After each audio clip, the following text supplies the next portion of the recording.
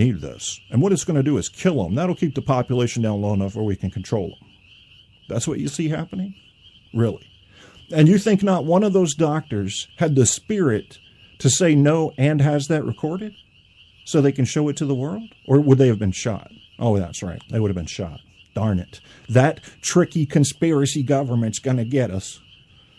I want you people to base your beliefs on reason, facts. Facts as can be shown in a lab, facts as can be shown by a preponderance of the evidence, and not on weird little stories you hear. If you want to look into weird little stories, go for it. Start digging. But know how to value your source. Know how to know what's accurate and what just can't be trusted because they don't have a good track record for presenting verifiable data. And then when you get the fucking verifiable data, don't ignore them, okay? Once you have the verifiable data, and it is satisfactory to you on your barrier for what is good data, commit that shit to your head. Oh, that doesn't fit my argument, I'm tossing it. That's really, you'd rather be right than to know what's real. Do you realize that that is the stupidest thing you could possibly do in this world? You'd rather be right based on your ideology or your religion than to know what's real. You go ahead. You keep that fantasy as your reality. One of my goals in my head is to consistently and constantly be on the attack against cognitive dissonance. I want to wipe it out. I want the stuff that I believe to agree with what the studies show. I want the stuff that I believe to be based on reason and fact. And to do that, yes, you have to poke around a lot into areas that are not scientifically viable. They're not proven. They're not well studied. Poke around. I encourage it. You have to. I hope I remember later to talk about this thing. There's this series of videos on human behavior, which, as you know, is my favorite. And it's this professor at Stanford. He's a great professor. I don't remember names well. Maybe I'll share it later. He does basically a whole college course on evolutionary psychology, but with a biological and genetic emphasis. So he's not, in fact, it was kind of incorrect for me to lead you to believe that he focuses on evolutionary psychology because so much of what he focuses on is the physical aspect. And he doesn't talk that much about the evolution, but everything he says, evolutionary psychology fits into. It doesn't dismiss any of the major beliefs involved in evolutionary psychology, which, as you know, is my favorite branch. I think it has so many answers for us. I think that behavioralism is kind of the math of psychology. That's what you would want to use when you're doing when you're writing an RX as a psychiatrist, you're probably using behavioralism and the DSM. Those are going to be your guides. But when you want to know why human beings are the way they are, you go to evolutionary. Trust me. You want to look at the way people have lived for the past 15, 20,000 years or longer and see how that has come along and how that has progressed.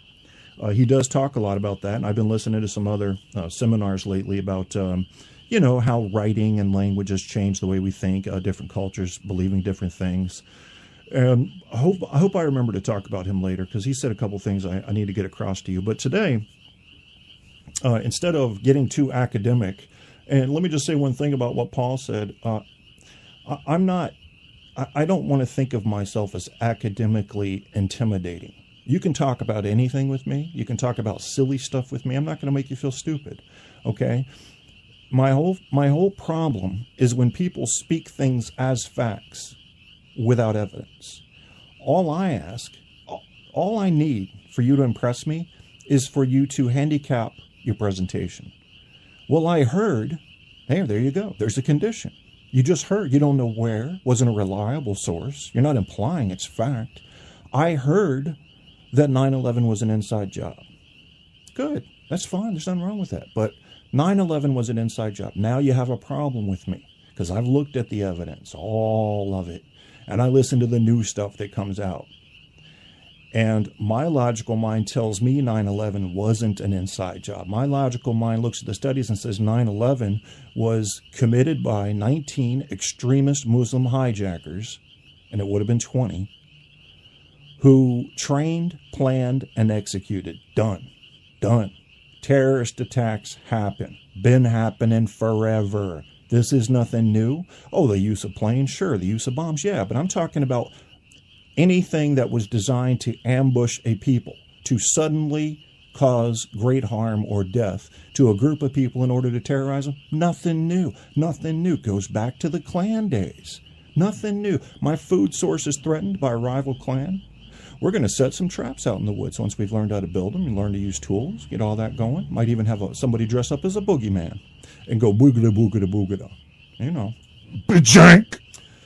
Anyway, so I've got something in my playlist here, and I think because I picked on Republicans last, we're going to start with the attack on the Obama voters. We're going to do that. But I'm also going to be fair, and we're going to have to talk about some studies, folks. If you want to use broad sweeping generalizations, you're not being very smart. There's all types and all groups. Be smart. Be smart. Some Obama voters are fucking geniuses. Some people that voted for John McCain or Mitt Romney are fucking geniuses, okay?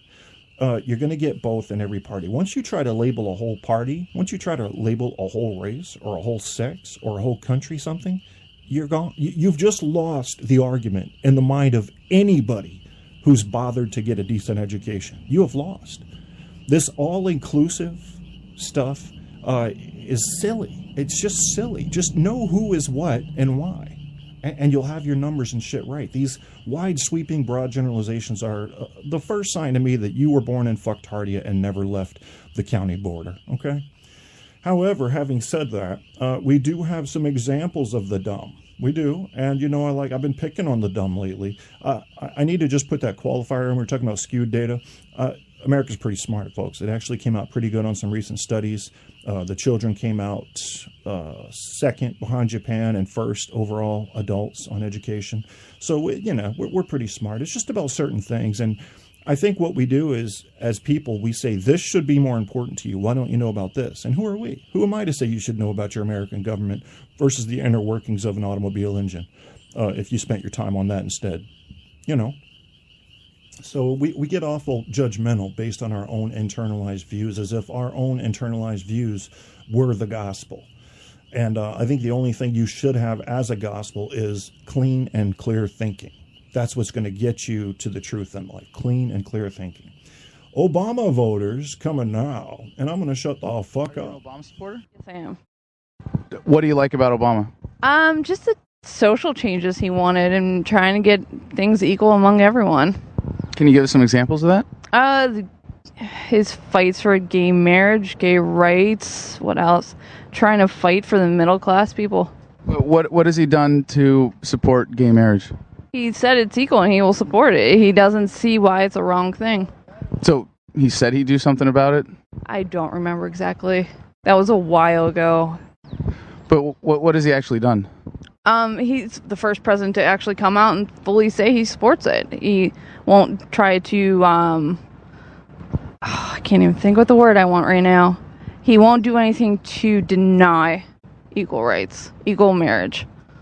So what are the important other social changes that you see coming out of the Obama presidency, and what hopes do you have for his second term? First of all, I hope that the economy improves and more jobs are available. But he doesn't have this elitist view that the upper rich are better, that they're the ones that need supported. He thinks he fights for the working class.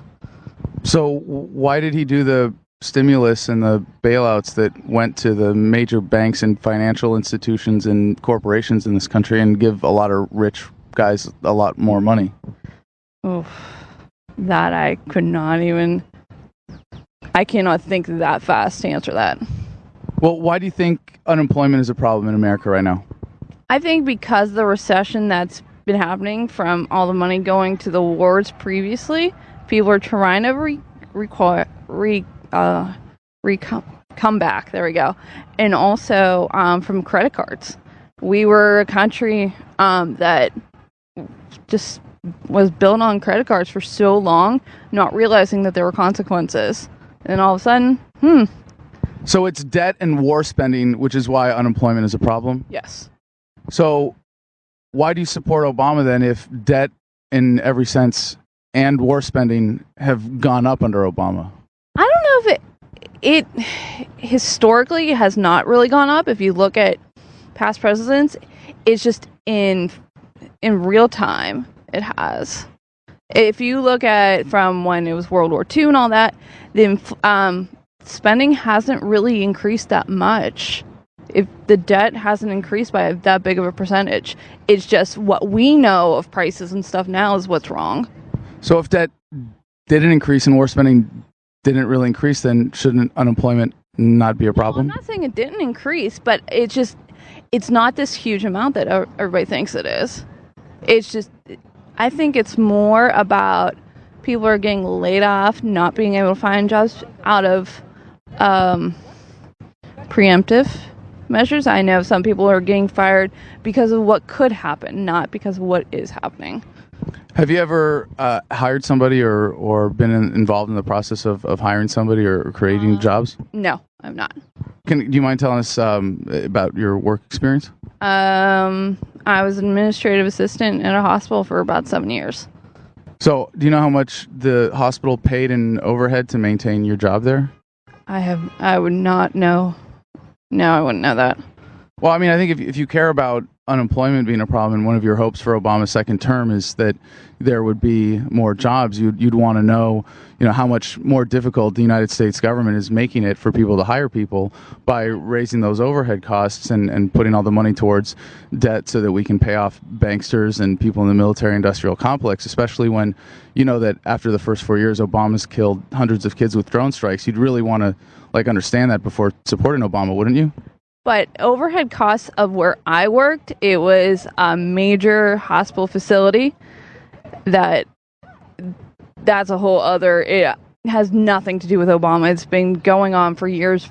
Bush's presidency, Clinton's presidency, that's a whole nother level. But the drone strikes, him killing, every war zone kills innocent victims. That's not just him. So you can't put it all on him. But there were anti-war candidates running in 2012. I mean, don't you think we can do better than a president that's just going to keep the same old instead of actually, change things? We could have done better with all those candidates. We need to, my personal thought is we need to clean house, Congress, presidency, the whole thing, and start over. The obvious stuff that is making people go, what the fuck is happening here? As libertarians about the sanctity of the individual. This is disorderly conduct. You know what? That guy was an asshole and he wasn't very bright. Honestly. Hopefully, some of you guys on the right might have heard things you wanted to hear there. I can understand that. We all have our political place on the spectrum. But for one thing, this girl, if this is who he's going to prop up to say, look how dumb Democrats are, I think she actually did pretty good. The math I'm doing in my head looking at the video, I'm going to share the video with you so you can actually look at it in the chat room. It tells me she's probably 26 years old, give or take. All right. She's been an administrative assistant at a hospital, and he expected her to know the business infrastructure cost of how that hospital operated. Let me ask you a question. For those of you working for a regular corporation, you got the numbers down? You don't have the fucking numbers down because you don't care. Nobody cares. That's not something normal people look into. It's not on their daily list of things to do. They're looking to get their paycheck and take care of bills. So you're going to hit her with a question like that and act like that's something everybody should know? That's bullshit. That's what assholes do. All right, that's gotcha journalism there. Now, the smart person, let me ask you, you people, when you're out there on the streets and you're getting interviewed, somebody hits you with a question like that, say, I'm not doing the pop quiz thing. Turn around and ask them a question. How many people do you think know, interviewer, what the background running cost is of the business they work for? That's just, you're asking somebody to know something that isn't commonly worried about and therefore not learned. What a crazy thing. And then, so Obama's killing people, killing innocent children with drone strikes. You believe that? You believe that Obama goes into a war room committee, generals on both sides, and says, listen, we need these drones to kill people. And if kids get killed, what the fuck? Do it anyway. You believe that? Because if you believe that, you're fucking retarded.